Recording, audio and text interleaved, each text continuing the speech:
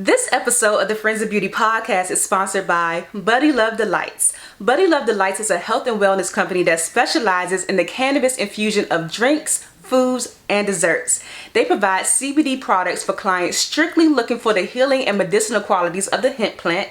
Additionally, they also provide THC for clients who desire a top-notch euphoric experience with cannabis. And all I'm gonna say is, you gotta try the lemonades, okay?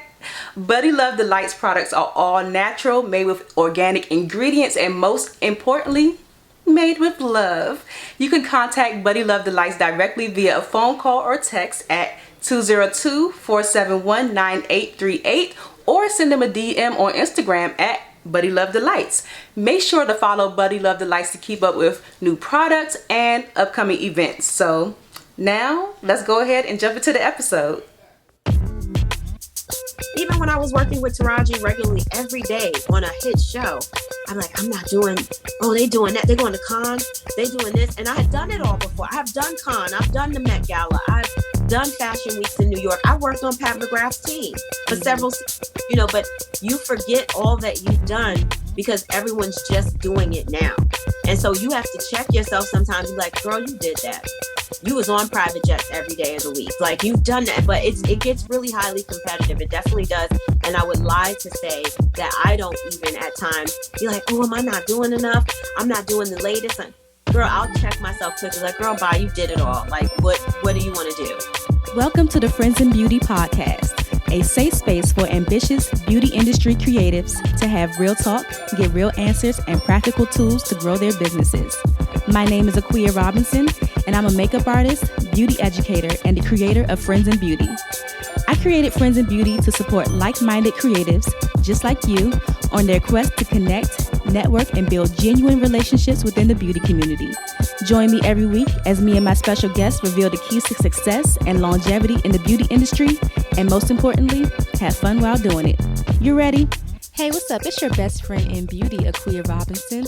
Welcome back to another episode of the Friends in Beauty podcast. I am so happy to have you here, and I hope you're listening to this episode in high spirits and good health. If you are a friend in beauty, I welcome you to join the Friends in Beauty Facebook community. If you're looking for a community of like-minded, ambitious friends in beauty to virtually connect with, network, and share resources, then click the link down below in the show description to join our community, and I'll be there to welcome you with open arms. Also, follow Friends in Beauty on all social media platforms at Friends in Beauty. What I like to do is something called the Friends in Beauty Friday feature, where every Friday I spotlight a different friend in beauty and their accomplishments. So no matter how big or small you think it is, I want to shout you out. I want to send you some good vibes. So all you have to do is use the hashtag FIB Friday feature, tag Friends in Beauty on something that you have accomplished, and I'll share it with the community. Also, follow Friends in Beauty on Instagram because every Thursday at 12 p.m. Eastern Standard Time, I go live for the Friends in Beauty podcast after party where I share different gems and takeaways from that week's episode of the Friends in Beauty podcast. And I give you the opportunity to share your gems and takeaways as well. So I would love to see you there.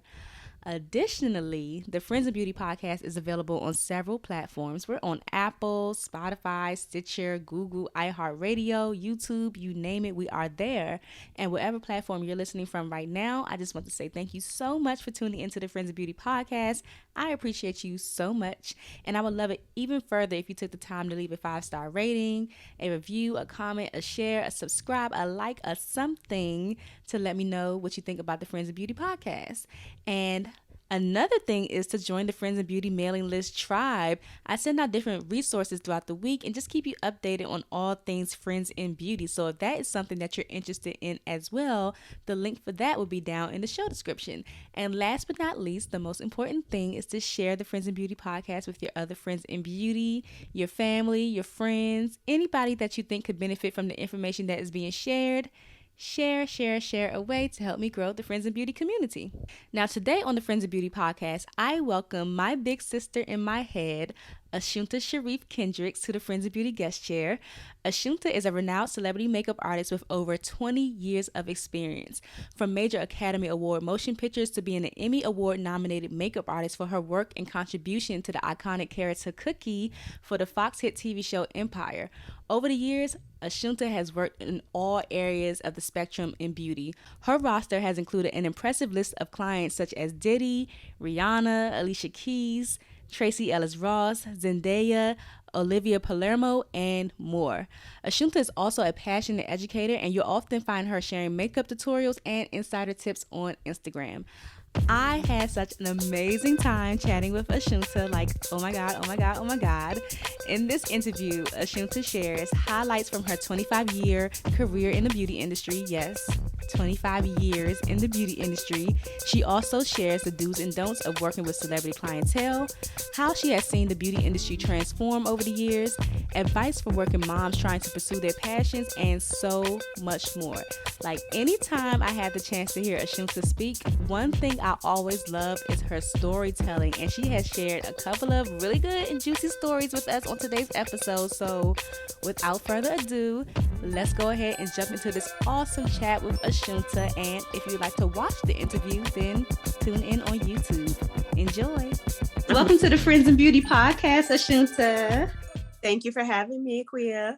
I'm super excited, as I just expressed to you. I have so much to tell you, like, we'll get into that. But before we start off with the interview, I like to start off with icebreaker questions so the Friends of Beauty audience can get to know you a little bit outside of the world of beauty, and then we'll hop into the interview.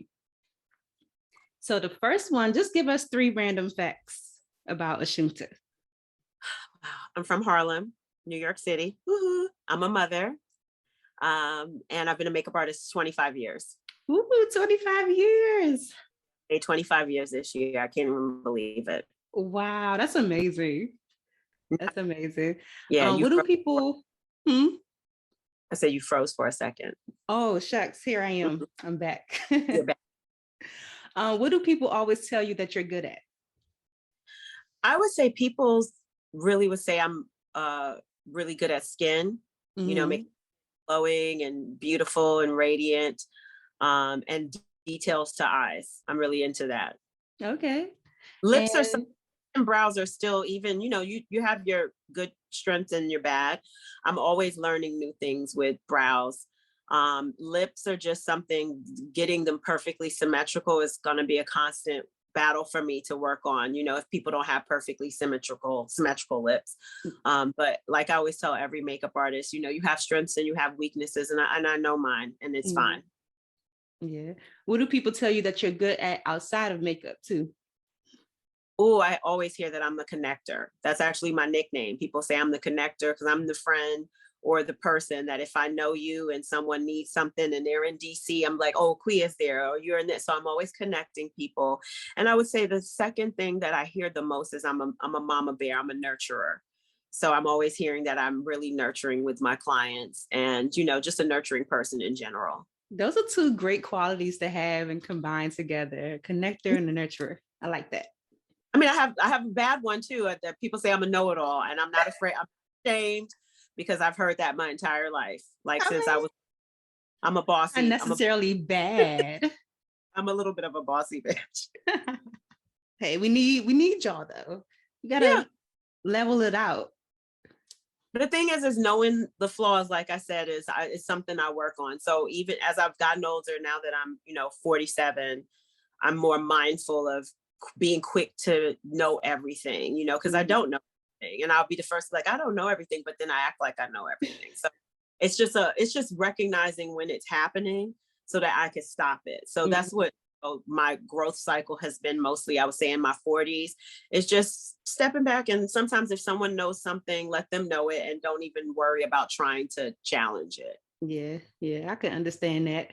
When's the last time you did something for the first time?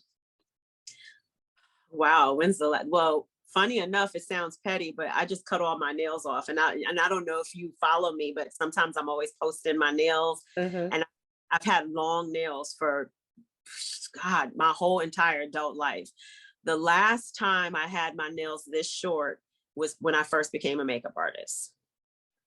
So when I cut my nail, I had broke my nail like I was just been rushing. And if I told you what my last 2 weeks would look like, which we'll probably get into, you would understand like how I injured myself. And so when I went to my nail artist, she's like, we're gonna have to cut them all off. And I literally told I said, I have not had my nails this short since I first became a makeup artist. So yeah, that's the last time I did anything for the first time. So how are you handling, like, I know with me, I wear press-ons all the time, most of the time. It's always a challenge putting on people's lashes with the tweezers and with my nails and everything. How do you do it? I use my nails as tweezers, and and I just mastered throwing them on. And then, I have my magnetics, Yes. I put them. So since I developed these, I feel like putting lashes on are super easy, because if you can line, you lash, you line the eyes, and send me your address so I can send you some. You line your eyes, and once it's dry, they pop right on. They're amazing. Okay. So that too has been a saving grace in time, as well as the application of lashes with having long nails. Absolutely. But I've worked really good with my nails for all these years. Yeah, that makes a lot of sense that the magnetic lashes would help with that. Yes, absolutely. Yeah. It does. It does a lot. So I have these things called pod decks, and they have like random questions in it. One is a would you rather deck with a bunch of crazy questions, and one is a what the heck. Which one would you like? Give me the what the heck. I'm for it. Okay. And I always warn people, some of the questions have been really cool lately, but sometimes they're really crazy. I don't understand who came up with these things. Can I? It's crazy. Hmm? Can I say pass? Yes, I might say pass or the crazy one. This is what the heck. That's easy. Have you ever had anything waxed? If so, what? Everything.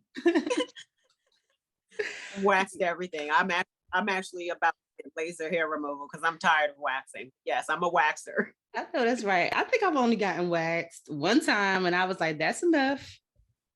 I'm good. Oh, I'm a regular. I have a standing appointment. It's regular. Yeah, wax. I can't do it. If you could give a piece of advice to Ashunta that just started like in the beauty industry, like what advice would you give her? Like knowing what you know now. Don't take anything personal. I'm grown into that now, but starting out, I was more sensitive. I was an artist. You take your art really very serious. And, we're as makeup artists, Quia, we're working with people. It doesn't have to be celebrities, but people. And then you're dealing with people's insecurities. We have our own insecurities, even when our services, if we're getting nails or feet or whatever. And I see how persnickety I can be about getting my nails and feet done. So that in turn happens to me, just knowing how to deflect that and not take it personal, because it's not you, it's whatever insecurity that person may be feeling, and just do your best job to give them the service and look that they want to have, even if it's not the look that you do sometimes. Yeah. Being able to say, to pivot and go, okay, they don't like that, but do this. And it's okay. And it's not a reflection on you. Mm-hmm. I agree with it. Took me a long time to not long, but it took me a while to get to that point too, especially when it comes to like the rates. I used to take it so personal when people used to tell me no and everything, but no, I'm just not in their budget. I'm not in their budget, or I'm just not the makeup artist for them. And you continue to live your life. Yeah, you move on. Mm-hmm. And not all money is good money. You know what I mean? So the universe, I've learned as I've gotten older, saves you sometimes from situations, because then cut to you here years later, you'll run into another artist, you're catching up, and they're like, that situation, I was with that. And you're like, ooh, I got saved. Yeah. So, it's a blessing in disguise that someone can't afford you. Absolutely. Absolutely. The last one, if you weren't a makeup artist right now, what else could you see yourself doing? I would definitely be producing and writing film and television, which is what that my stage of my life now is kind of moving into that direction. I'm working and writing a lot, developing ideas, developing shows, and hopefully, God willing, I'm able to get some stuff sold, and I could be the next Courtney Kemp. She started as a makeup. That's amazing. So that's my next stage I'm working on now. Okay. Or what I would call, yes. Yeah, I can't wait to see it. Yeah, I think you'll like what I'm putting together. It's very, very much relatable to what we do. I had to put it in, but with a lot of comedy in it. So, because a lot of the stuff we experience as makeup artists, some things could be serious in the moment, but when you look back, you're like, girl, that was not that serious, you know? So a lot of comical stuff. I love that. I love that. Thank you so much for sharing with us. Absolutely. That's it. Oh no, that's just the icebreakers. Okay. We about to get into it. So now do you remember? Do you remember when we met? At the makeup show. Yeah. Which one? Look, that's easy. I'm gonna say the makeup show DC. Yes. Okay. See, I remember. So I gotta tell you a story. So I came to the makeup show. I started doing makeup. I always say 2013 is like my start. So I went to Bennett Career Institute here in DC. They had like a 6-week makeup artistry program. And I assisted on something that they have called the Celebrity Makeup Artist Symposium that they used to have. And they had Reggie Wells come, Morel Hollis, and a whole bunch of other people. But I got to assist Morel that weekend. And then for the symposium, they took a bus to the makeup show. And I remember that's when you had just launched your line with the foundations and everything. Yep. And that's where I remember meeting you. I met you at the Makeup Show New York, 2013. Oh, you met me? Okay. I didn't know that. Okay. Yeah. And I'm gonna put the picture somewhere. I probably posted or something that I had with you. But I think I'm so blessed for like all of the amazing moments that I've had like in the beginning of my career as a makeup artist, and encountering people like you and Morel and Danessa, who have really like laid a solid foundation and given me like aspirations, I guess, for what my career could look like early on. Because in the beauty industry, I don't really feel like we have a blueprint as to like, you know, how we're supposed to move to be successful, but being able to see people like you, Danessa, Sam Fine, like those type of people. That makeup show was when you did your you did a headliner, like you were one of the keynote speakers there. And I would never ever, I'm getting chills right now. I would never forget seeing you on that stage. Like I was like, she is amazing. I want to be like that.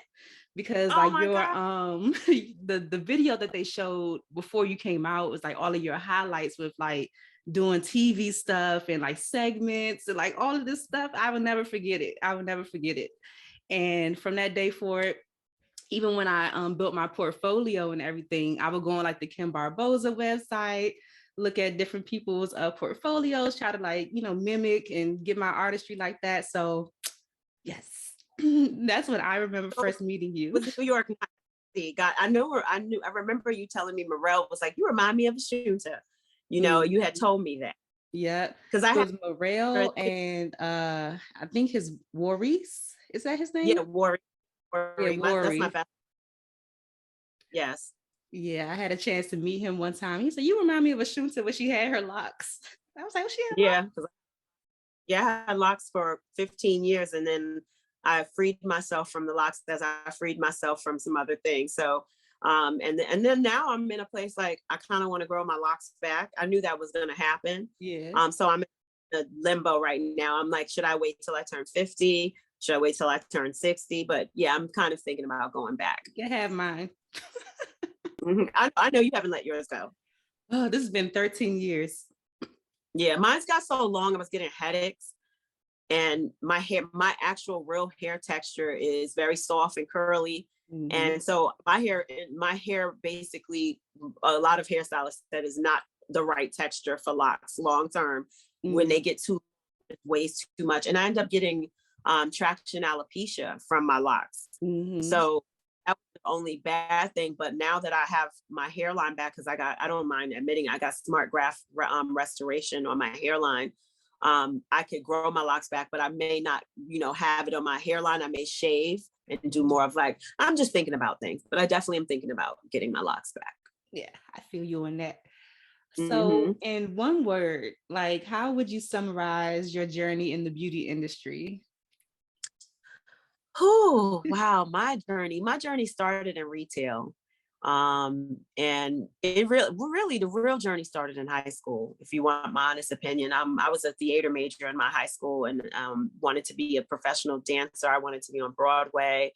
I even was a dance minor at Howard when I went to Howard. That's how serious I was thinking I was going to do the career of entertainment. Yeah. And then I ended up getting a little job at Ricky's in New York and worked there for a little bit. And then I ended up getting a job at Mac.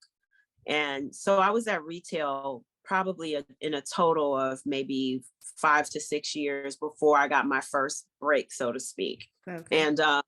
And so then once I got the break was music videos. You know, I was always doing weddings on the side, but I started doing a hell of a lot of music videos in the late 90s. And then, you know, so I was doing everybody's hip hop music video, everybody's R&B music video.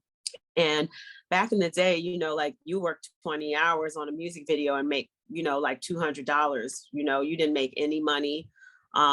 You'd sometimes not even get paid. I've had music videos to date I've never been paid for by big artists.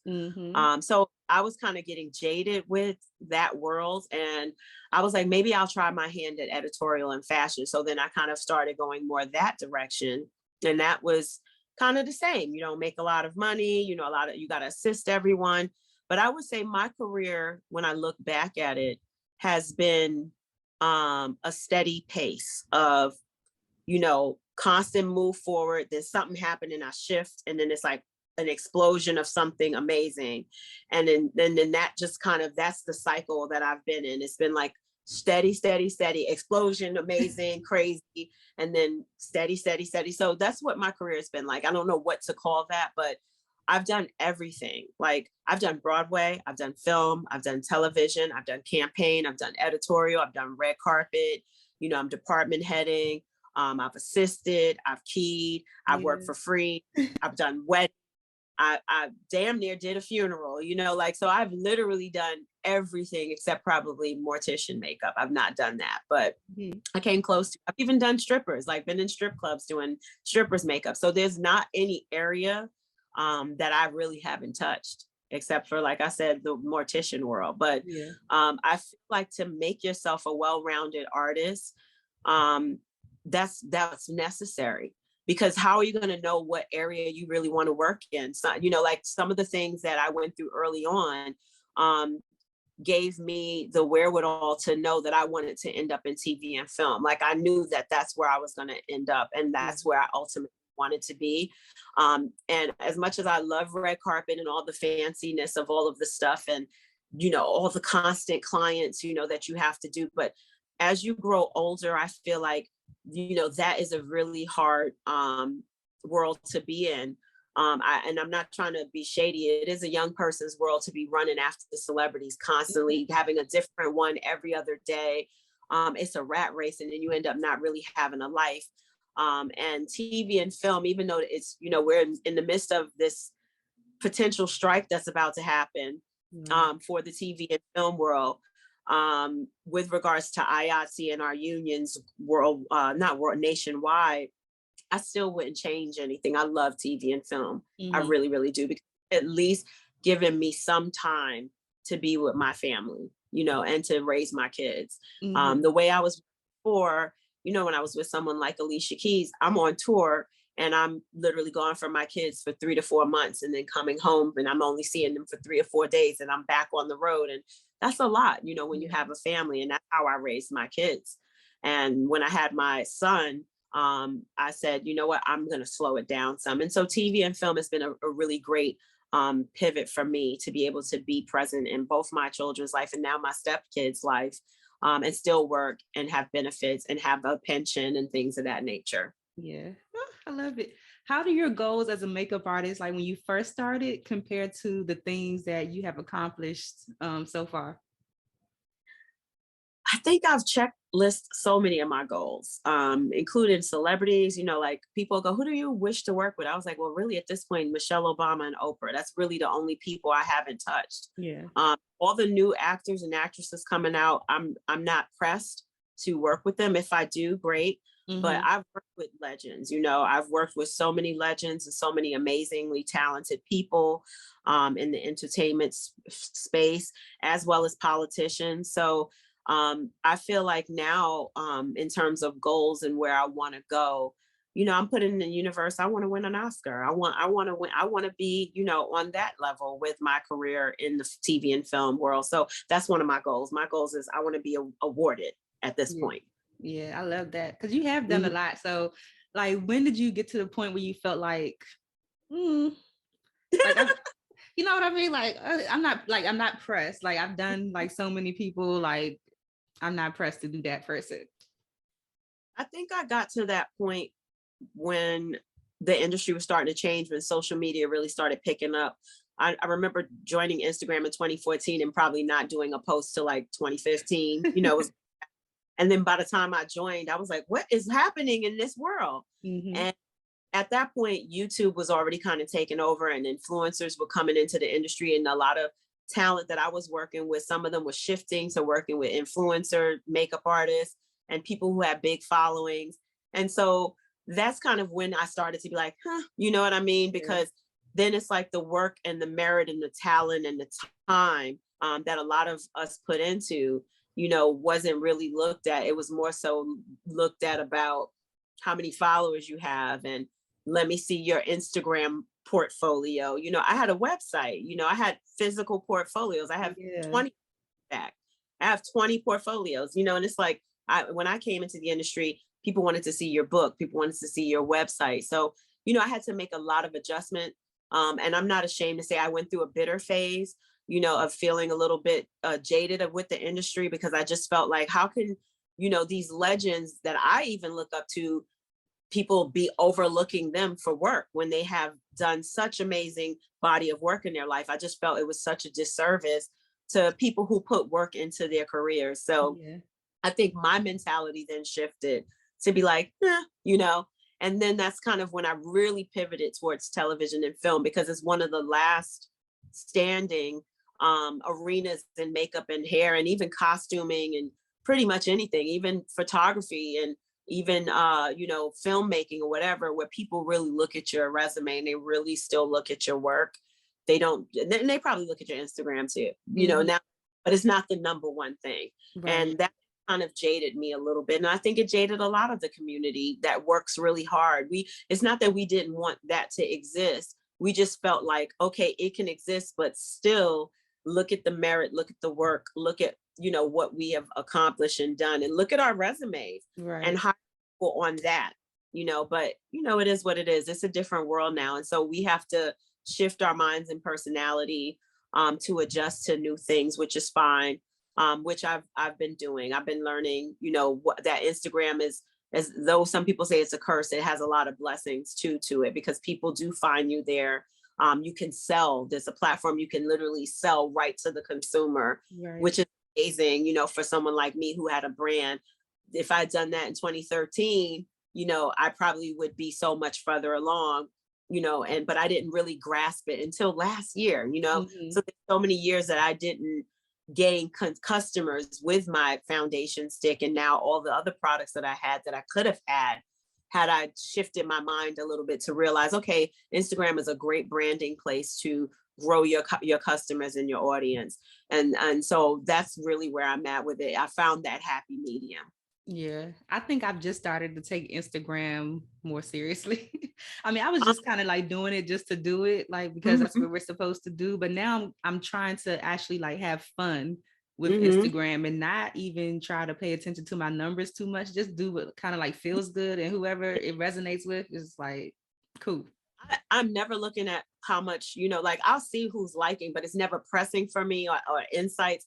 It's so funny. I was talking to my agent, and she was like, I need you to screenshot some of your insights on some of your, and I was like, really? Like, brands are looking at all of those things. So, I think now that I have a brand and I have 18 SKUs in my small makeup line, I really take Instagram very seriously as an entrepreneur. That's how I take it more seriously. So my content is fun, but intentional. I like that. Do you know who is like making the rules or setting the standards in the beauty industry when it comes to, okay, like this is what we're looking for, this is what the makeup artist should be doing, or this is what they should have in their portfolio? Like, who's setting the standard?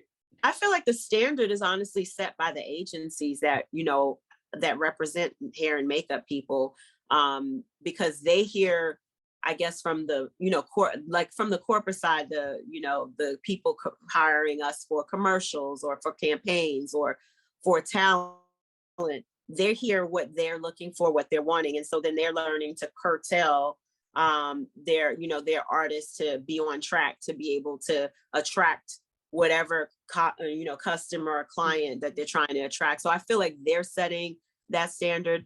The standard, I believe, used to be set by the beauty industry, but I don't believe they even set that standard anymore. I think now that's more set by influencers and agencies.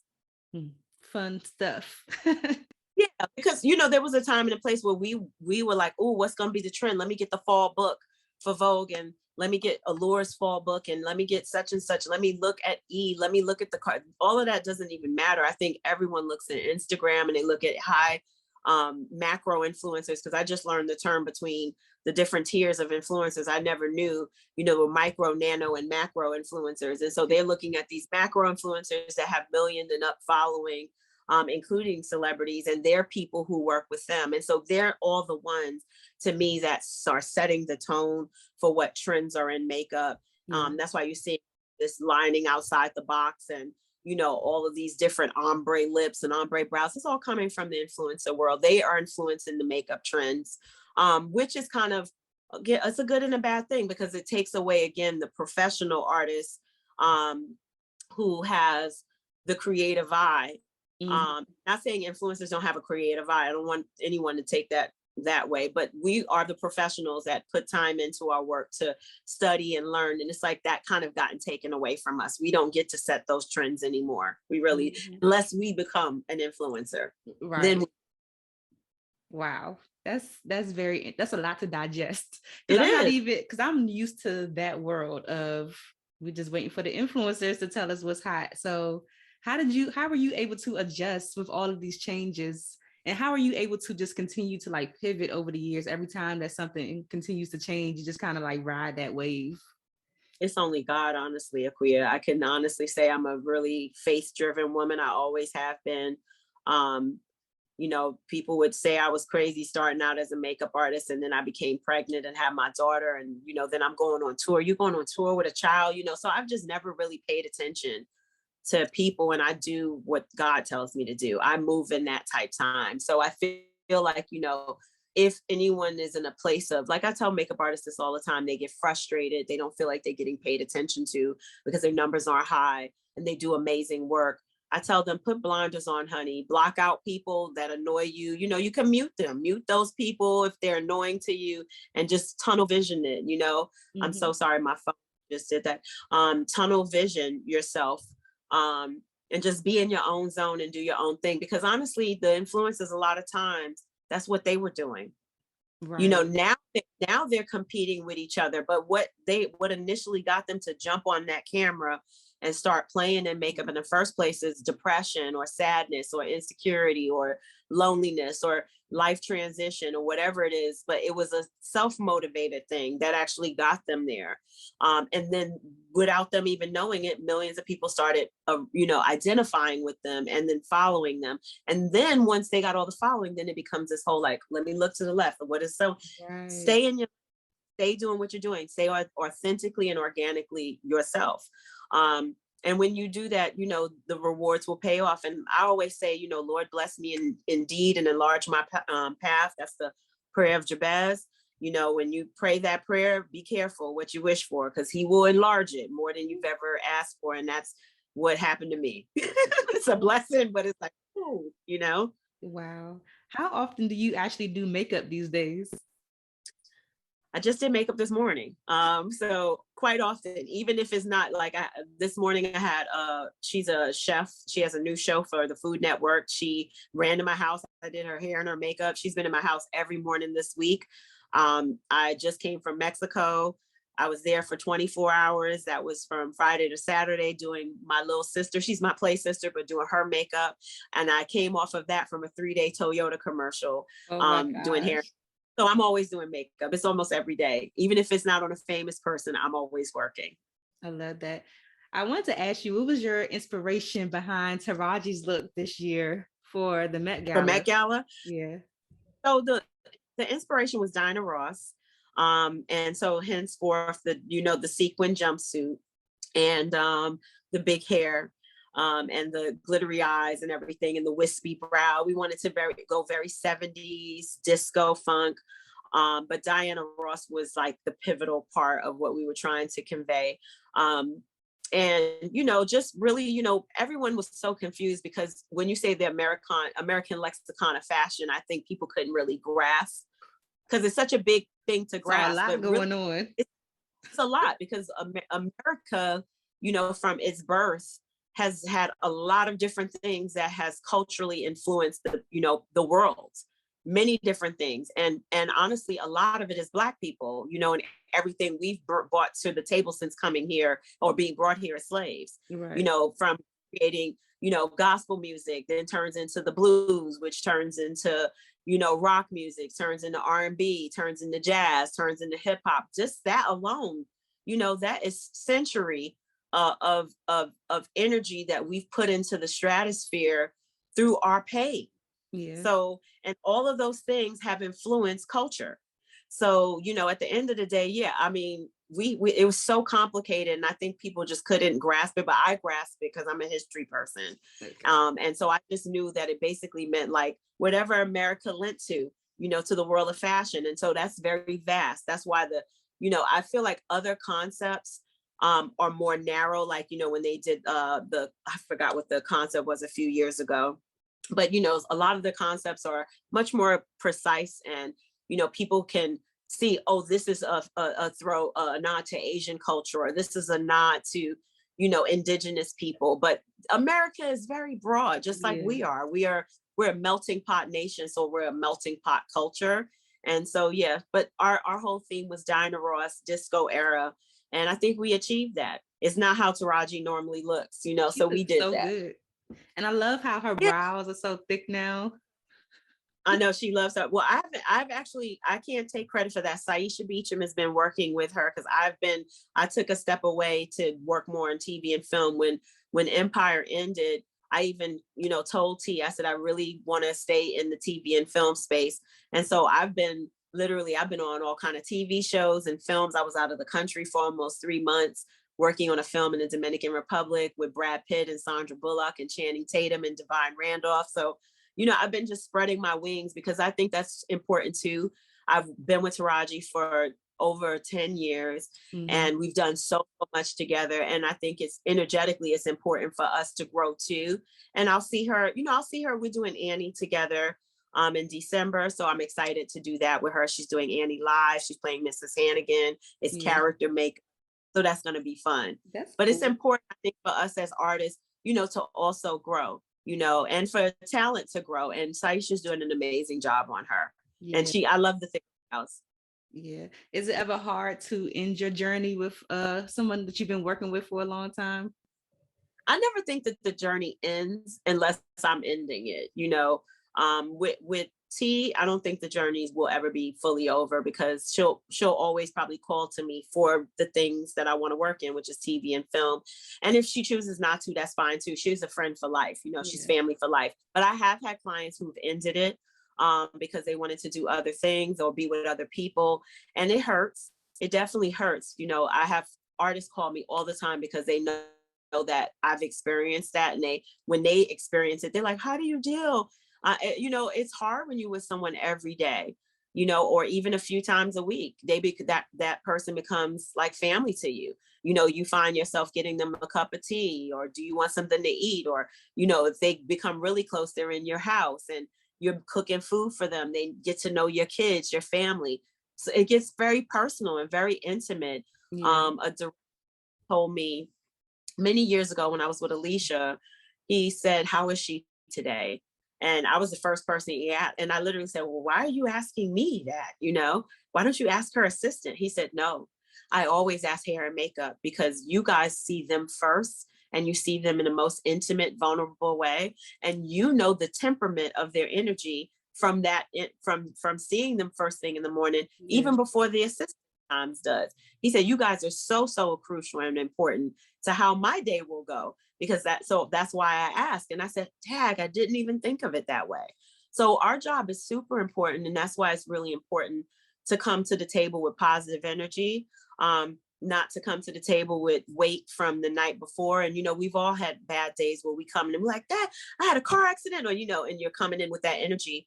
And I've had to take a moment sometimes, especially in Empire, because we worked like slaves. And I'm not even lying, because this is why we're going to be striking, because of the type of energy that everyone crew wise put into, actors included, to working.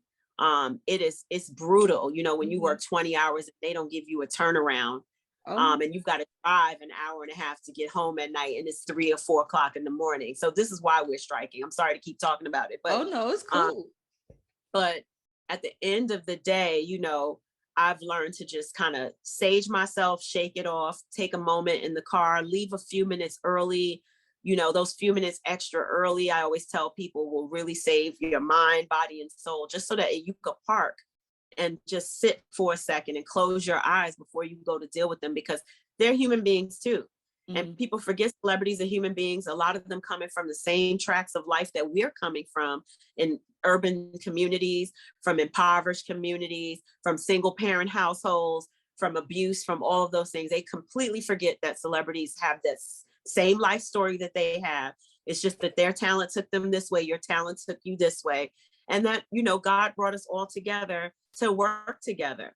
And so, you have to be cognizant of that. You can't come in and have all your energy and dump it on them, and then they've got to go perform in front of a camera. And if they're a caring, empathetic talent, you feel that. So I've learned a lot of times through mistakes. They've been mistakes. I went through a divorce.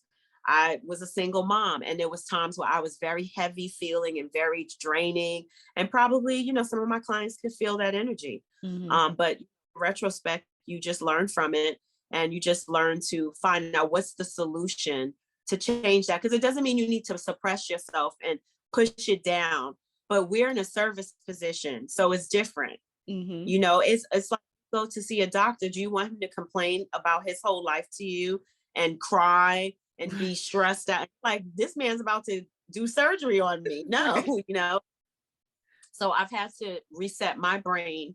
And again, it's maturity. When you're 20 something, you may not be able to make that quick adjustment, but I damn sure know how to do it now. Right. That is so true. That is so true. You don't know how to handle certain situations until you've been through it enough times. Maybe you're like, you know what? Yeah, I can't do that. Yeah. And then, and another good advice is, you work with people, but that doesn't mean they're your friends. You work with celebrities and they may be super nice to you, but it doesn't mean that they're your homies. And so, honest to God, they don't want to hear about what you're going through. They really don't. Going through their own things, or they're trying to mentally prepare for the role. And you're in here just going off about, they don't want to hear it. So as I've gotten older, I'm more quiet when I'm doing makeup, especially when I don't know talent. And that's when, you're really trying to get to know people, but I really just let them do more of the talking. Now my clients that I've known over 10 years, it's a little harder because they know me and I know them, and we may chitty chat, but even I'll say, you know what, let's stop talking, guys. Let's focus. Let's get you done, and that's my check for myself to stop talking, because I need to get myself in the zone to do a right job for them so that they're in the zone to do the best job for themselves. When you're working with celebrities, what is that thin line between like doing your job and then I guess also pleasing the celebrity in a sense, like, because I always hear sometimes, I haven't worked with a lot of celebrities, but I hear sometimes people saying that you should not try to be their friends, like don't hang out with them after, you finish doing their makeup. But what if they want you to hang out with them? It's a tough thing. You got to say no. I mean, there's you learn through experience. I'll give an example, and I won't say names, but I had a friend who was a stylist. He went out with a celebrity after the job. They went out to dinner, and then after dinner, she wanted to party. And this was like in the mid 2000s. And so she wanted to go to a club, and this person knew all the right places to go every night, because he was a very social person. And he took her out, and they had a turned up time. She was like, oh my gosh, I live for you. It was all great. He never got booked again. And for him, he was like, I don't know what the hell happened. Like, and I end up talking with somebody from her camp, and she didn't know we were close. And she was like, that stylist took her out, and the next day she was late for this, and I can't have that. The publicist sometimes the mastermind, you know, and people forget that the talent may love your dirty draws. But if the publicist and the manager feel you're a detriment to the client, they will pull you right out and you won't get another opportunity. So sometimes the talent won't even fight for you because they trust their publicist and manager because that's who makes money with them. Ooh. Say no and save the going out for the birthday dinner or the celebration of a Grammy dinner when everyone's going. But yeah, a lot of times, no, girl, I can't. I got to get home. I really got to get home. I got makeup shit. Sorry if you even if it's that serious, but don't do it. Don't do it.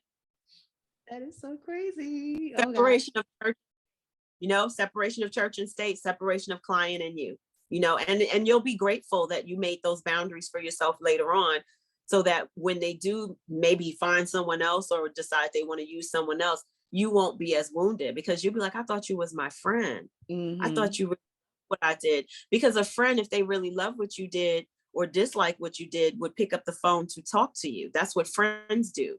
But clients won't tell you that. They'll just move on to the next, and you'll see them on TV and wonder why you weren't there. That happened to me, just letting you know.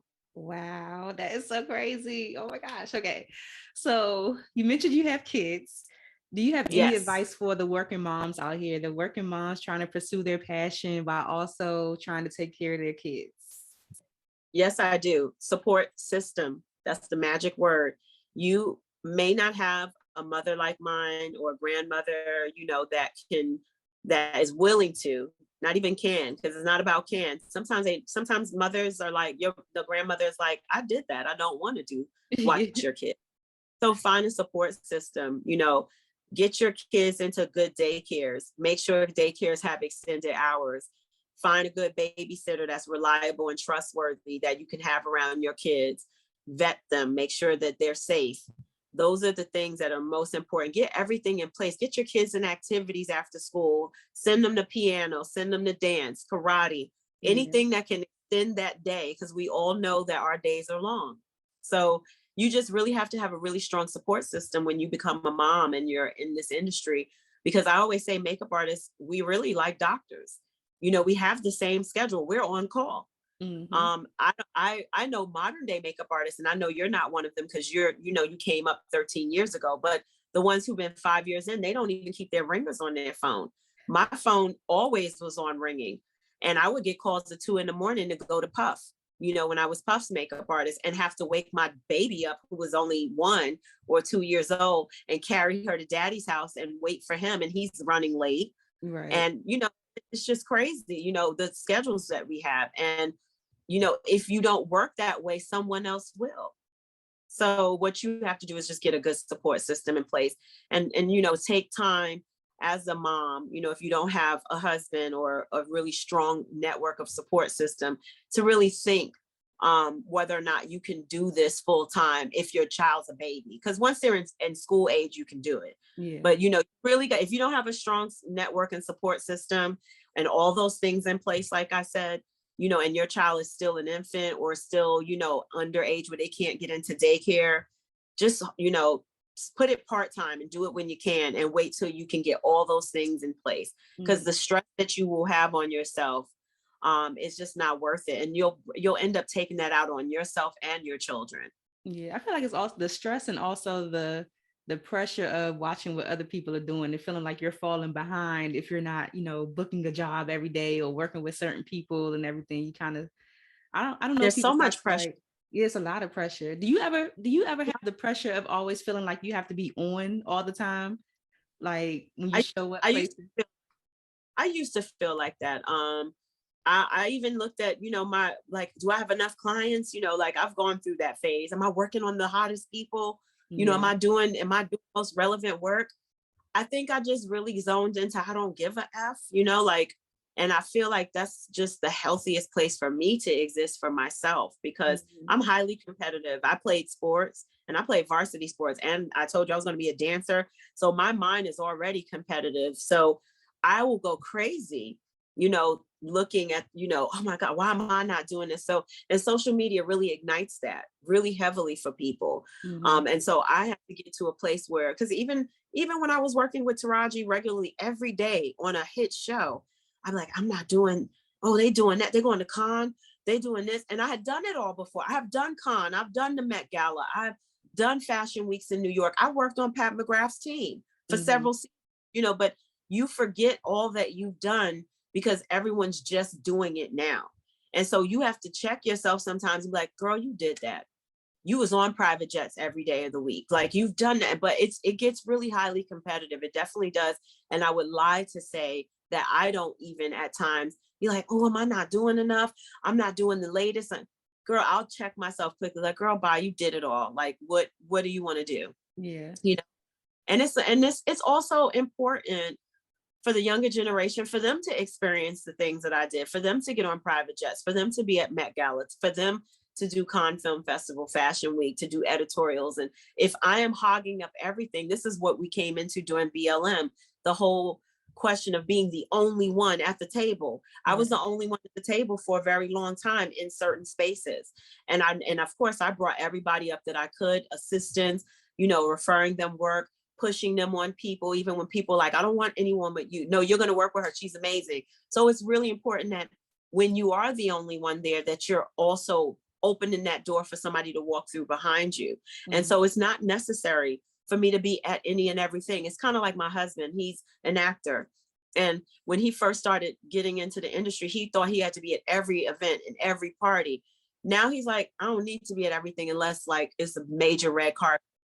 Oops, my battery. Hold on, Aquia. Let me get my charger. Don't okay. Move. But yeah, I definitely feel I have felt that pressure of feeling like I needed to be everywhere, do everything, be on everyone's face.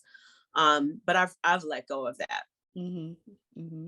How did you go about building a name for yourself and getting to work with certain people, like prior to having social media? What was that process like back in the day? Like you mentioned Puff. I remember you telling the story about how you got to work with Puff and how you got to work with Pat McGrath, like via that. So how did like certain opportunities like that come about without having social media? Like what would you do without social media? Like how do you connect with people? Like I would say without social media back in the day, it was really a word of mouth thing. Mm-hmm. And getting to work with the immense talent roster that I've worked with has literally been through word of mouth, literally, or through meeting people. For example, a lot of people have heard the story, but like Taraji, I was on a movie with called Smoking Aces. It was an independent film, came out in 2005. We filmed it in 2004. And Alicia was starring in the movie and I was her makeup artist. And she was like, I need my makeup artist. And it got down to the wire. I was even with the executive producer of that movie on this last movie I just did in Dominican Republic. And she was telling me the backstory because she had to do my card to get me in the union. Oh. So when I saw her, it was a full circle. She said, I'm the reason you got in the union. I was like, really? Thank you, girl. She said, Alicia insisted. We almost didn't have her if you weren't there. And I was like, really? Like that was mind blowing. And so through that film, she was with Taraji. Through me meeting Taraji, we realized we had a lot in common. We both went to Howard. We both from inner cities. We both had Southern roots, with our parents being from the South. And we just both were round the way girls. We both like house music. We both like go-go, so we made this connection as friends and maintain a real serious friendship until like 2010 when she called me like, oh my God, sis, my makeup artist canceled. Can you refer me someone? And I was like, I'm free. I'll come do it, and look at the rest is history. So, you just never know what one opportunity will lead to the other. The same thing with Puff.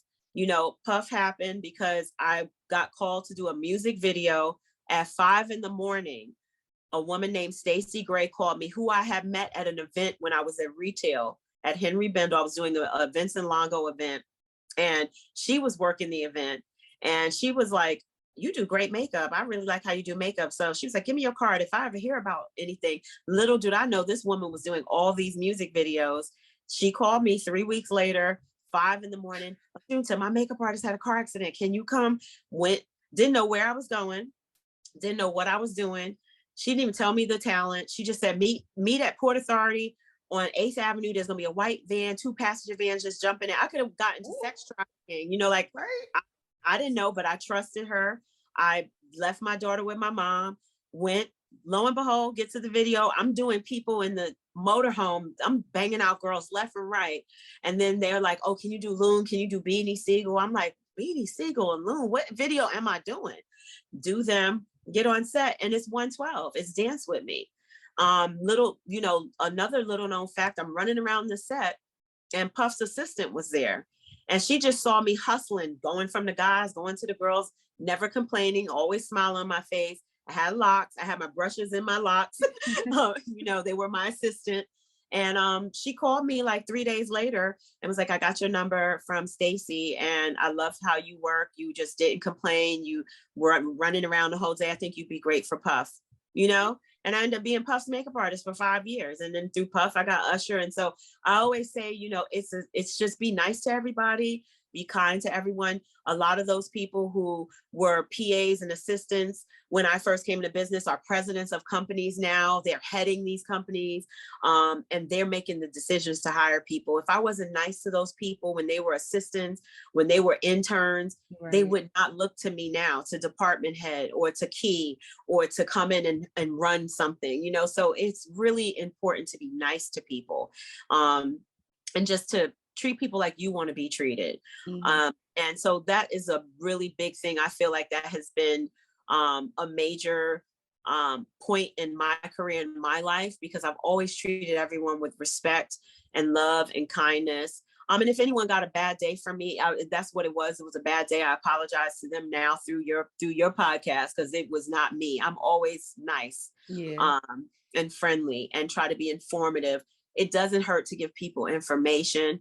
I hate people who don't give people information, and hate is a strong word, but I definitely detest that, because it takes nothing from you to take 5 minutes with a young talent and give them some insight and give them direction and motivation. I have a makeup artist email me from around the world, and I've had friends, who I don't email them, I email them back. I've called people back. But I've realized too, as I'm getting older, that I have to be mindful of my spiritual energy and my time. So I'll even say, hey, I'm not going to go all in, but these are the 3 pointers you need to know. But I just try to give jewels to people, because when I was coming up in the industry, a few people were kind enough to give me jewels. And that's why my career is where it is. And it took a while to find those people. Mm-hmm. It really did, because the people I did look to ask information, they didn't tell me anything. They didn't want to share. So I just, don't internalize that and then become that. Do the opposite. It's like you've been abused. Don't go abuse someone else. Right. So, we have a terrible habit of repeating vicious cycles. So I wanted to break that cycle and not be that kind of makeup artist or Black female. I wanted to be the kind of Black female makeup artist that other Black female makeup artists or male makeup artists could come to me and ask questions and get advice and get support, and know that they're not alone. I've been on this journey, because it looks so good on the other side, when they think you made it. They don't know, sometimes we still go through various struggles. We still have talent who has to fight for us. Not too long ago, a few years ago, Taraji was fighting for her team to do a cover of a magazine that I had already done many times before. But they were insistent on, we want to have our own people, but she fought and she won. But the battles are never over when we're people of color in this country. So we have to bond together and help lift each other up in that way. That's so important, to have that community support. Mm-hmm. Oof, that's a lot. I love interviews like this, because I always know I'm always going to listen back to them and just take everything in. But I'm curious to know, as far as working, because I know a lot of times we work for free. Yes. And we work for free still now. But when a lot of people have started to ask me, how do you determine what you'll do for free versus what you will say yes to for free versus what you will say no to do for free? Is it elevating you? Mm-hmm. Ask yourself, will this elevate my career? If it's the same rigmarole as my mother would say, it's just makeup and it's not going to be seen anywhere. It's not major for you. If it's not bigger than what you've already been doing, then no. Mm-hmm. But if it's something that's coming along and it's wow, if I do this, this could be game changer. And a lot of times editorials are like that. Mm-hmm. You know, people hate editorials. I have a lot of friends who came into makeup and they wouldn't do the editorials because of how low they pay, but they struggle now getting clients because they don't have the body of work, the editorial body of work that they need. So I say to people, editorial is really important, especially if you get those high fashion editorials, super important. Do them for free. Mm-hmm. You know, but no, if it's a TV commercial, absolutely not. It should not be free. They have a budget for you, Right. you know, so you have to just know. But anything to me that's like an image that can elevate you, it's a new talent you've never worked with, it's a big name that you've never worked with, do it. It's worth it, you know, and just set the precedence that this was for free, but that you don't work for free in the nicest way. Yeah. That's always my challenge, knowing how to say stuff properly without it coming off kind of weird. Like, oh gosh. Sometimes I have a friend that she's really good with that kind of stuff. Mm-hmm. So I'll send her, I'll be like, girl, this is the scenario. Can you write up something for me? No, and that's good. You know, if you know that's a weakness for you, you should have someone speak on your behalf and as you, because honest to God, like, don't try to, because you'll make the situation weird because you feel weird about it. Yeah. But if you're an artist who doesn't feel weird about asking for your money and what your worth is, I say go for it. I've always been the weird one too with that. So I always have my agents deal with that type of stuff. I don't want to be fighting people and arguing them over money. I really don't. Yeah. And I love what you talked about as far as just being available and when people call, like just meeting people, because I feel like that's a large part of what has happened to me. Just like meeting people, being nice, keeping in contact with them. Then when something comes up, they think about me. Yeah. And I think that might be like what might happen to me one day. I might have to like this huge break because I've always been that person that's been like truly reliable. Mm-hmm. And like when makeup artists cancel last minute or something crazy happens, people are always calling me. I'm like, why y'all ain't called me first? I would have been there. But they always call me. So it might be an opportunity one day where it's like, oh, somebody canceled and you're up next. And then it's something crazy and big. Oh, your breakthrough is coming. You know, at the end of the day, we all have a season. And you know, I have seasons. I had a season with Alicia, and Alicia brought me Rihanna and Sierra. I can say I have those women under my belt because of Alicia. But Puff was my other season. He brought me, you know, working with Pat and going overseas to work on her team. And now Taraji and Empire, that's another season. So, you know, the thing is that the difference, I think, for you, Akua, is I was in New York City and you're in DC. And so, you know, New York and LA and Atlanta are like the holy grail of work. Mm-hmm. So that's the only challenge. I tell people that even here in Chicago, it's just not, I live in Chicago now. And if I was home in New York, I'd probably be even crazier, which is a blessing because I don't need to be too crazy as I get older. I need more, you know, zen and quiet and relaxation time, I feel like. But yeah, your season is coming because a lot more filming and just period stuff is happening all over now. You know, it's not just limited to New York, Atlanta, and LA anymore. It's everywhere. So you probably something may hit in DC or in Maryland where you can get to it, or in Virginia, and you'll be like, holy moly, I didn't even notice what happened, you know? So you just, you know, just watch. Absolutely. Just watch. And I'll fly out too. I don't mind. I don't have kids. All I have is 2 fur babies. They can stay with somebody. That's the other thing too, is, you know, when you're not in the city, because I'm not in New York and I'm not in LA, you're not immediately thought of. So I've learned that what artists who don't live in those regions, from me living in Chicago, how much work that I've missed. Yes. You know, both LA and New York, I've missed so much work because you're first on their mind when you're in those cities, because that's where everything is going down. All the press junkets and the ad campaigns, that's all where it's happening. So that could be a reason too. And then that's why so many makeup artists have picked up and just moved, you know, to other cities so that they could be in the mix, because really once you're in the mix and they know you're there, you're just always working. And sometimes I don't even, you know, tell people that I live in Chicago because then they won't not think of me. Right. You know, where do you live? I'm like, I live everywhere. I live on the plane. I live on me. Yes, I live on the planet. Yeah. One thing I always enjoy when I see you is like, you always have like great stories. When I saw you at the makeup show, you always have a great story. You're able to entertain the audience and keep them engaged. I just love that. Do you have a story or a crazy time of maybe when you were on set for something. I don't know.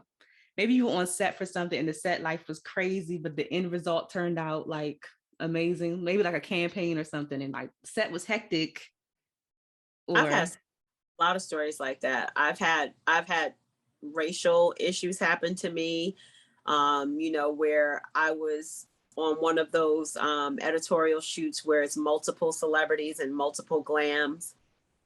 And I was the only person that the photo editor wanted to monitor, with my talent. He wanted to monitor my work and stand over and hover and watch. And he didn't do it with none of the other white male and female creatives that were there. Yeah. But me, it was like, I got to hover over you and constantly saying, we want it light, really light, and just constantly doing that.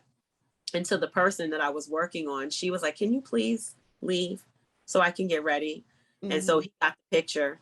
But then when I walked over to the set where they were shooting, the photographer was Patrick DeMarchier. And I had shot with him for probably a decade with Alicia. I shot with him with Puff. I shot with him with Usher. I've shot with him with many people. He's a world-renowned photographer. And he knew my face and knew me and knew my name. And he turned around. He was like, Ashunta, kissed me on both cheeks with, the French kiss. And that photo editor came to me once we wrapped my talent, because Patrick was like, oh my goodness, she's stunning. This is the most beautiful makeup I've seen today. Literally, he said it in front of that man. And the man came to me, he weaseled over to me as we were packing up and leaving, and the talent had already left. And he was like, I'm Cuban and I'm from Harlem too. I overheard you saying you're from Harlem. He was a white Cuban. I looked at him and I said, that's nice. I was like, too bad you don't act like it. And then he was like, he knew I was reading him. He was like, oh, shade. I said, yeah, you're only being nice because you saw Patrick knew me. And I packed my stuff and I said, you have a good day. Because I'm not ashamed. I'm from the hood. I'm going to say what I have to say. And he looked at me like, I can't believe this woman said, yeah, I let you know. So, right. Yeah, it was something that started off terrible and made me feel very upset. I was so angry because I'm like, this man don't know. I worked on Pat's team. I've been at Galliano and Dior shows and Chloe and all of that, doing all of this avant-garde makeup. I can come and do Puff's grooming. You think I can't do clean beauty? Get out of my face. Yeah. And that insults me because so many people that are in a position to open the door, to put seats at the table for creatives of color, don't do the research. Just do the research. Because if we've been in the business long enough, we have the work. You can Google us. Right. You can get up. You can go to my website and go look at all the variations of makeup that I've done. But people don't do due diligence to do the work. They just look at your brown face and make assumptions about you. So yes, I've had terrible moments turn into amazing moments, because when Patrick said that I needed that lift. He had no idea my spirit needed that lift, because I knew I was facing racism, very clear. And I actually saw Patty Dubreuil, who's the world-renowned makeup artist, recently. There was a post-Met Gala dinner for makeup artists that her and Troy Surratt threw. And she was actually one of the makeup artists on that job. And when she saw me, she was so welcoming and so loving to me. And so I haven't seen her for years. So I said, I told her the story, just like I'm telling you. And I said, I thank you for being so welcoming to me, because you were a makeup giant at the time and still are.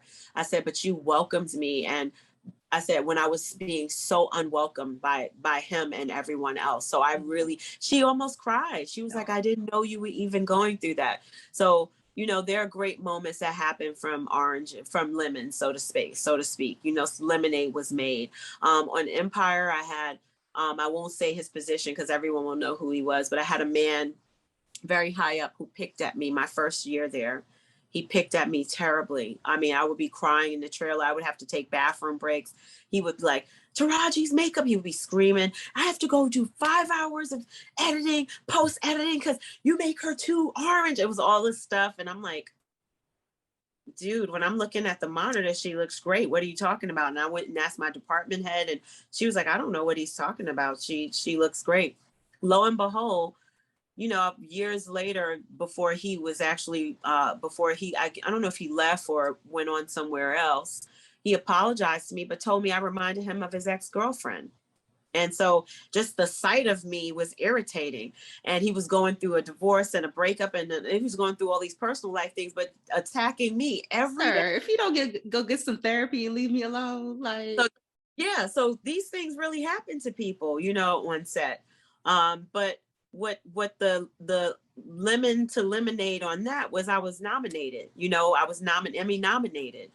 So that was like, even though you're sitting here telling me my makeup is costing you money and taking time out of your life, but you're lying, sir, because I'm getting nominated for an Emmy. Mm-hmm. So, don't, I can't say don't take those things personal, because it is hard as an artist. We're sensitive. And I damn sure cried a lot. I mean, he picked at me for like 6 months. Yeah. Bullying. And it got to a place that I had to report it to the executives, and Taraji found out and she snapped his neck off. She went off in public on set, like, sir, you do not do that. She is a woman. First off, what is wrong with you? And Me Too hadn't even started yet. Like, I could have a whole class action lawsuit, but he really, like, it was terrifying. And he was like 6'4", just in my face, like berating me publicly, in front of the makeup department, in front of hair and everything. But the joy in that was when we came around and I got Emmy nominated. I called my mom and I was crying. And my mom was like, you see, because I would tell her everything I was experiencing. She said, you see that bastard? Because my mom, yeah, that you got the last laugh. So, when you're a good person and you're God's child, it'll always come around for you. I just always tell people it doesn't feel like it in the moment when you're getting those lemons thrown at you. But trust and believe, stay praying. And I pray for my enemies. I learned that from my mom, to really like put their name in prayer, because that man upstairs, he going to show out and shine so bright for you when you really have a good heart and good intentions. Wow. I love that. I love that. And I'm hearing so many different stories lately with doing the podcast of so many people who have experienced discrimination and stuff on set. And I know it's been a lot of movements that have sparked over the years, like, to help with that. So hopefully some changes will be made soon with that. Change is coming, and I'll say change is now, because really it's about changing our attitude. And what I say by changing our attitude, looking back at Ashunta almost 8 years ago, when 7 years ago when I started Empire, I should have cursed his ass out. Honestly, I should have, just because I knew my work looked great, but he made me doubt myself. So don't let people make you doubt yourself. Mm-hmm. Stand up for yourself. I was just afraid, of course, to lose my job. He was a hired person. He's an executive, so you get fearful of those moments. But, if you feel you are powerless, find someone who is in alignment with you, who has power, and go to them. Don't do what I did and like be crying in your trailer in the bathroom and just go. And I gained so much weight that first year of being on set from stress. Yeah. I probably gained like 40 pounds, seriously. And, I would tell anyone now, like, find someone that you could talk to, even if it's a therapist, because the therapist may be able to make some suggestions for you on how to navigate that and how to deal with it. If I look back now, I would have went to Taraji sooner, because she absolutely was an advocate for me. But a lot of times, we're afraid that talent may not even be an advocate for us, because talent is afraid too sometimes to speak up for themselves. Yeah. So it could be a catch-22, but find someone who's an advocate for you, and don't let anyone run over you, and don't be afraid to speak up. Go to human resources if you're on a TV show or a film, and report people. Mm-hmm. That's how change is going to happen. Report people, because we let things go under the rug, especially us as people of color, because we feel like, oh, we're here. I don't want to rock the boat. That's something that we have inside of us that we have to shift. So we have to shift the mentality and be like those white women who are like, hi, I'm sorry, I'm bothered. And, and complaining. And we always laugh about that. But you know what? This is why things move for them. Yeah.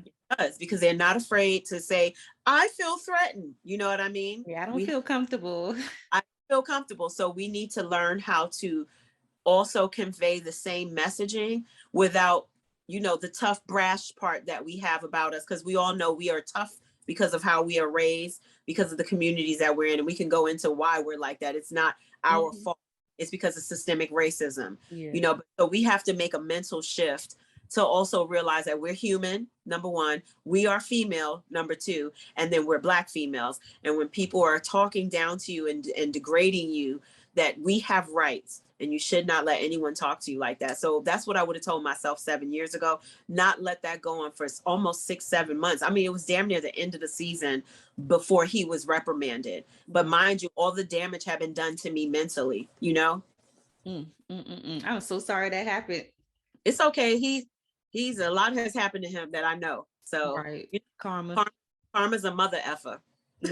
Absolutely. It was one more thing I wanted to ask, or two things. I forgot to ask you, what exactly do you have an agent for? That was one. So I have a manager, and my manager really works more so with brand partnerships, with the speaking platform stuff, any type of deals, like more of that. But my agent sometimes does that stuff too. But my agent is more of the day-to-day person that really kind of manages my schedule, promotes me to find new talent to work with, or new opportunities, does my billing, my invoicing, so that I don't have to deal with any of that stuff myself. They maintain my portfolio, they maintain my body of work, they help connect me with people to make my new reels, my new bios. So, you know, the agency is a whole full support staff to help me to be able to just get in the job and focus on the job without, okay, I'm gonna have to do this invoice, and I gotta call so-and-so. You know, they're gonna do all of that. They're gonna follow up to get the money. I don't have to do any of that. I just need to pay them. Yeah, I like that. One day, I'm getting there. I'm tired of it myself already. I mean, I have a few clients that are personal invoices for, but it's so much, you know, like if I hadn't had an agent at the height of my Alicia Keys days, I would have lost my mind. It was just too much work for me to be trying to invoice for. It was impossible, you know, like sometimes it would be 3 different jobs in one day, you know, like I couldn't keep up with all of that stuff. I could barely keep up with the tally, you know, what was being owed. But I will say that I learned also, do know what your rates are, keep up with when your money is coming in and when it's going, and make sure you're always aware, you know, of when you're getting paid from things, because, you know, sometimes we've had agents, unfortunately, who've been horrible. And I have had horror agents who stole from me, who had monies coming in and didn't give it to me in the time, you know, that they knew they should have, because they did other things with it. And of course, the promise of I'm going to give it to you. Why didn't you give it to me? It's my money, you know? So we have all had those stories. But, you know, you got to just find, of course, the trust. It's kind of like a relationship. If we let one person hurt us, we can miss out on the love of life if we walk around wounded and hurt and not open and receptive to the possibility of love. Yeah, I love that. I'm getting the agent soon. Put it You out bet. there in the universe. Yes. A manager or something. And I Yeah. can't let you go without letting you show us and talk about how you developed your lash line. Yes. Okay. So these are my number one sellers. We're sold out. This is called Day and Night. It's a bright light there. I like the holographic. Yeah, holographic. And then I didn't have all my sets with me. We have color mags. These are colorful. We have She's So Classy and Foxy Browns, which Foxy Browns are a beautiful chocolate, 2 pairs. And then She's So Classy is a half lash, and then a very delicate full lash, which is for my natural girls who like natural lashes. But I developed this one during the pandemic. Day and Night was the original. It's magnetic liner. So you line your eyes. Once you let the magnetic liner dry, about 3 minutes, 4 minutes max, they pop right on. It's amazing. It has the lash tool and everything. And it's too, you know, this one is like a little bit more of a dramatic because you can see it a little bit clearer. This one's more natural. I developed this because I had clients who were mature women who had a lot of teary eyes. Lash glue irritated them. It didn't matter what kind of lash glue. And then I heard about magnetic lashes, and there was at that time only one brand that had them. And so I ordered some. And I was like, oh my God, these are amazing. I put them on and I was like, no. I was like, you got to be kidding me. And then I said, well, I want to do this. And at first I was like, but there's a brand already, you know, because the artist in us, we don't like biting off people. Right. Yeah. And then I was talking with a friend of mine, and she was like, well, if people thought that way, there wouldn't be all these lipsticks. There's lipsticks from everybody. A lipstick is a lipstick. Right. And I was like, in the bread aisle.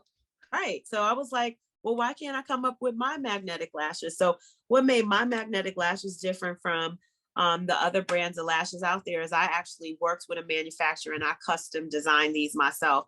I literally picked apart lashes and said, I want this to be the middle, that to be the front, this to be the end. I want this silk base because I wanted them to be vegan. I didn't want them to be any real animal hair. The magnetic liner, I tried out 4 of them before I, decided on the one I want, because the one I have now is a mother effer. Okay. Once them lashes are on, I've swam in my lashes. I've worn them for 25 times before having to throw them out. Okay. They are the bomb. And so this was the first pair, and we ended up crashing my site when Taraji posted it on January, 29th, she posted it. And I literally got over $30,000 in orders that one day. And I only had probably 200 pairs in my garage. So I had to hustle, because it took it was January 29th, and then literally February 8th, the Chinese holiday hit. They were closed to the end of February. I had so many angry customers, but we rectified the wrongs. We got everybody their lashes. There may be a few that didn't get theirs yet and may hate me, or got their money returned and may hate me, but it's okay because we're still thriving. And now we're sold out as of yesterday again. And this is the 7th time we've sold these out. That's amazing. Oh, God is good. And then from this one pair, I now have 4 sets. We also have browsing, which was my brow soap. I actually brought it over here so you can see it with the browsing brush. So it's basically old-fashioned brow soap. It comes with aloe hydra spray mist that you spray on the brow soap, because water tends to dry the brow soap out. So the aloe hydra mist keeps it moisturized. We have our browsing brush. We got a lot of little products. We got our new unicorn highlighter, which is amazing. It comes in 3 shades. We're about to launch 3 new shades on that. I have my unicorn multi-chrome glitter palette. So I'm a unicorn. I love glitter. I love glow. I used to be called the glow girl back in the day. So I was like, that's my thing. I'm not so much the super contour face surgeon makeup artist that some of the younger girls are now. I'm all about natural, enhancing what someone has naturally, of course, with contour, but I'm not going to slice your face up and make you look like someone else, because I have a hard time with that. I don't want anyone to hate themselves when they take their makeup off. Yeah. Because it's me again. Yeah. Oh, it's me. Yeah. I've heard so many clients, say, feel like they need work done because of how someone else did their makeup. So now they're like, I got to do this. We're going to do your face because it's the face God gave you. Now, if you want to go lay on the table and get your face lifted and do all of that stuff, I support you. Do it, but I'm not going to face surgeon your makeup. I'm going to make you look beautiful. I'm going to enhance you. And so that's what my whole line is about. Every product on my line is vegan. Everything is consciously packed. So this is paper, I just thought about all that stuff. I want to really, not just have fun makeup, but I also want to have conscious makeup. And from a Black beauty brand, we don't have many of them doing that. So that's what my brand is all about. I love it. Thank you for sharing that. It looks amazing. I just started getting into the magnetic lashes. Yes, text me. I'll send you a goodie package out before I head to New York so that you can get it. Okay. I love that. Yay. So before you go, I have to ask you what's next. And also, what are you working on your legacy to be when this is all said and done? Okay, so what's next? I'm headed to New York to help out on the Mike Tyson movie. So I'm going to be doing that. And then the makeup show November 6th and 7th in New York. Akuya, come to New York. And I don't know which day I'm speaking yet, but I'll find out and let you know. And then I'll be there in my booth with all my wares and my products. So that's what's up next. And then, just waiting on some big department head jobs that I've interviewed for that are coming up. Starting in the new year in January, and then taking me all the way through to this time next year. So, put it up there that, if it's for me, it's for me and I'll get it. And just continuing to build my brand and my legacy. I want to leave behind. I want to leave behind and this is, for all makeup artists, to follow your dreams. Don't let being a mother stop you. Don't let the lack of support stop you. Figure it out. You can do it. You can make it. I did it as a young mom. I now have 6 beautiful children, so it's okay. But at the same time, just make sure you have your support system in place, and the legacy that I want to leave behind for artists to know that they can do it. They can do it. And in particularly to my Black young girls out there who are like me from inner cities, who are from Harlem, or like my mom from rural Mississippi, a town of 30,000 people. I've gone through 4 passports. I've traveled the world, and this is not bragging. You can do it too.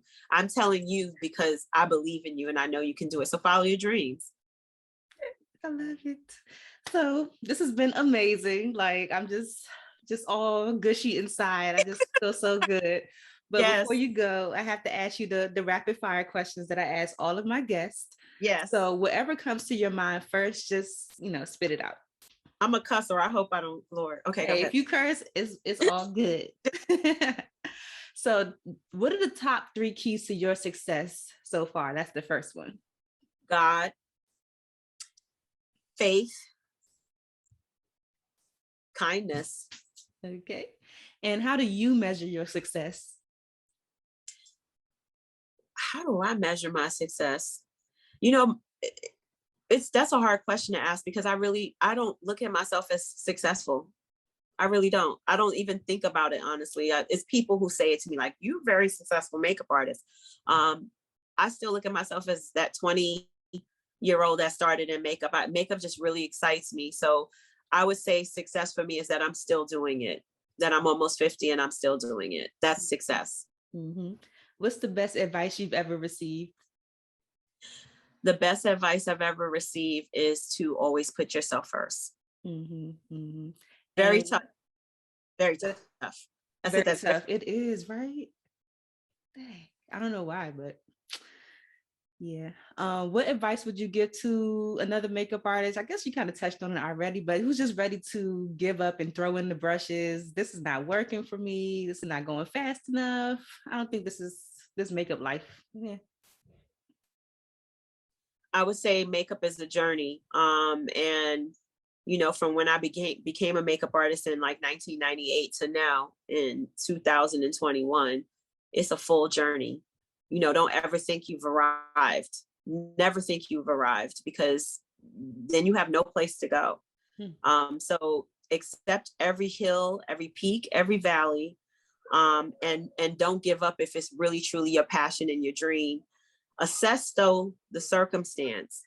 If you're in certain areas that aren't highly active, for makeup services with celebrities and red carpet, you're gonna have to move. That's the advice. You're gonna have to move, because especially now with COVID more than ever, they're not trusting people flying in and they're not doing all the stuff they once used to do. Mm-hmm. So, and that sounds crazy that you may have to move, but people have to relocate for jobs all the time, and that aren't makeup. So consider relocating if it's really not working for you. Look at cities that are where makeup is a little bit more popping, and it's more in demand. And don't give up on your dreams, and find a support system in makeup. Find a makeup community and find a mentor that you can talk to and bounce things off of every now and then that can be helpful to you and keeping you grounded. Because the main thing is to not look at everyone else's journey, because it's exactly that. It's their journey. So you're not going to have the same journey someone else or a friend may have. You may not get the same opportunities a friend may have, or a makeup artist may have. It's all different. We're all different people, and God above is the one who knows the journey. So be in alignment with God, seriously, and always say, God, align my path. That is my words. God, align my path. Bring people into my life that fan my flames, that celebrate me and see my worth. And when you exercise saying those things all the time, you'd be surprised how everything starts coming together. Mm-hmm. So just when you're sometimes about to give up, a sign will happen. Kevin Hart said literally he was on his last dollar. He got that big role, that big chance. If he threw the towel in that day, he wouldn't be Kevin Hart. And actually, that's a constant story I hear from so many famous people, but also from myself. Yeah. If I just gave up, when I became a mother, and my daughter's father literally told me I wouldn't be shit. I wouldn't amount to shit. Nothing would happen for me. If I listened to him, then I wouldn't be nowhere. Mm-hmm. So just know that your journey is your journey, and no one can take that from you. and just be patient with yourself. And with social media, get off. If it's doing more harm for you, post and leave. Get the hell out of Dodge. I had to do that for a few years. Post and leave. I don't look at anyone else's page. On the weekend, I would go and look at my friends' pages only. I didn't look at the feed because I had to mentally prepare because this was new. This was different. Yeah. And I wasn't used to it. And it can make you venomously angry. It can happen. It can create jealousy. That's why they shut it down the other day, because of the whistleblowers. So if it's psychologically really affecting us that much, just post and go and put blinders on and do you, and don't ever look back. That's my advice. Excellent advice. I love it. What's a resource that helps you in your business that you could share with the Friends in Beauty community? A resource in my business? What is a resource in my business that really helps me? In terms of artistry or as a business? Either one, artistry, business. I look at for me as a brand, I am looking at other brands that are just like me, started by makeup artists, and they've built, seven-figure brands in the last decade. I am looking at them not in envy, but as a blueprint. Mm-hmm. So that's something that I definitely do. I read a lot of the Wall Street Journal, New York Times. I'm in those financial sections. I'm looking up, what did Beauty Blender do? Like, I'm really learning things. I also am priding myself on building relationships with women that are brand owners who were makeup artists to get advice, that they can be a community of mentors around me, even though they may not know they are, but, they give me words of advice, words of wisdom, or just throw me in the right direction, throw me a bone. Like Melissa Butler was amazing throwing me a bone, when she first got her Target thing, to really kind of help guide me in certain direction. And I would say, it's people like her and Rianne Silver have been great resources for me as an entrepreneur, as an artist, and as a woman of color. So, you just have to find your resources. As an artist, I still look to magazine publications, but I also look a lot online. I think the artist community that is on Instagram is phenomenal. And now, as opposed to maybe looking with a resentful eye at influencers, I now look to them to learn something from them, because they clearly learned something different in this new generation with social media that I didn't come up with, that I can learn from them. There's professionalism and tactics in terms of working in the industry hands-on like I have, that they can learn from me as well. So it's a give and take. Mm-hmm. I love that. So the last one, I just want you to fill in the blank and say, my name is blank, and the key to longevity and success is whatever you think it is. Okay. My name is Ashunta Sheriff-Kendricks, and the key to longevity in the career of makeup, or being a creative period, is just being free and following your own path. Love it. So share any social media info, website info where we could follow you, find out more about your brand, get some lashes, whatever you want to share. Okay, so first and foremost, you can find my lashes and my products on www.ashuntasharifbeautyshop.com. It's also on my Instagram page. I have a shop there, and that's at Ashunta Sharif. Which is my brand name. My married name is Kendricks, don't forget it. And then I'm also at Ashunta Sharif on Twitter and Facebook. I think I'm Ashunta Sharif Beauty. I'm barely on there, but I believe that's what it is. And that's how you can find me. Or you can Google me. I'm pretty easy to find on Google. Yay. Thank you so much for doing this, Ashunta. I really, really appreciate your time. Thanks for listening to the Friends in Beauty podcast. Don't forget, sharing is caring. Share this episode with at least one friend in beauty, and subscribe, rate, and review on Apple Podcasts so that other friends in beauty can find this show. Plus, we'd love to hear your feedback. Connect with us on all social media platforms at Friends in Beauty, #Friends in Beauty to join the conversation, and join our Friends in Beauty Facebook community to stay connected. Talk to you soon.